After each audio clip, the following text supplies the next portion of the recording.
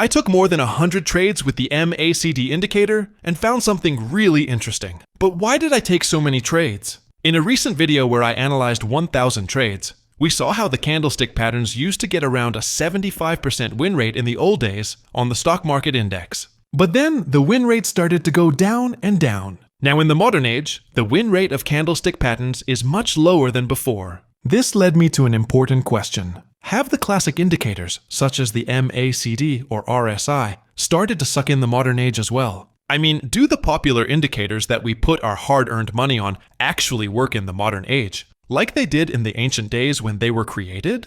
So to find the truth, I took a lot of trades with the MACD indicator before the year 2000 and after the year 2000. I ran this test on the S&P 500 stock market index and on the one-day time frame. First, I added the MACD indicator to the chart. Then I added the 200-period exponential moving average. Since I am going to use the MACD to take trades in the direction of the trend, this 200-period moving average will help me identify the trend direction. For example, on this chart, the blue line in the MACD indicator is the MACD line, and the orange line is the signal line. When the MACD line crosses above the signal line, and this crossover happens below the MACD 0 line, I took a long buy entry only if the price was also above the 200-period moving average trend. I set the stop loss below the end of the pullback, and I set the profit target 1.5 times the stop loss distance. In other words, I used a 1.5 to 1 reward risk ratio. Why this ratio specifically? Because it is the best for trend strategies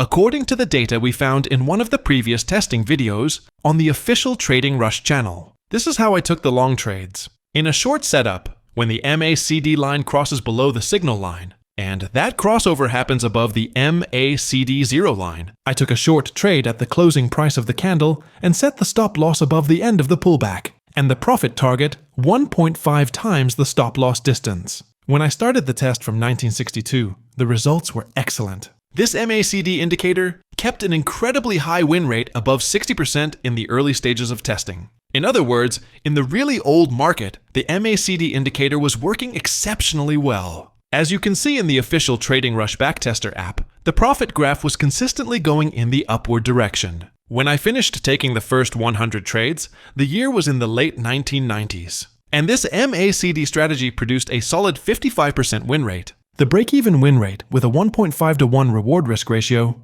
is 40%. So this 55% win rate is 15 points above the break-even percentage. So this win rate is an incredibly high win rate. Definitely profitable. But even though the MACD strategy was working before the year 2000, what about after 2000? Does the MACD strategy still perform just as well? Or is the win rate going lower and lower just like the candlestick pattern? So I tested more after around the year 2000, and this happened. The profit graph first went up a little bit, then went down even more, and then went up again a little bit, and then went down a little bit. Basically, the profit graph was pretty much flat for the most part, and it only started to go up consistently near the end of the testing. In total, I found 83 trades after around the year 2000, and the win rate MACD got was only around 44%. I mean, the break-even win rate is 40%. So this 44% win rate is still profitable in the long run. But the performance of the MACD indicator is much worse in the modern market than it was in the old stock market.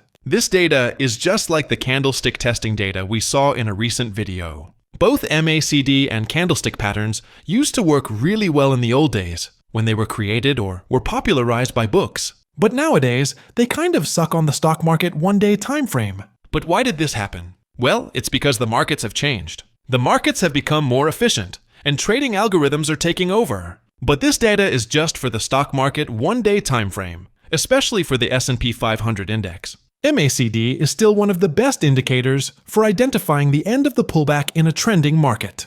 Even in the modern age, when I tested it in the trending market on different stocks, forex pairs, crypto, and on different time frames, it got around a 60% win rate. The win rate drops to around break-even when the price is not trending. But when the price is in a good trend, the data says MACD has one of the highest accuracies out of all the indicators. So I still use it to identify things in my own trading journey. Thanks for watching.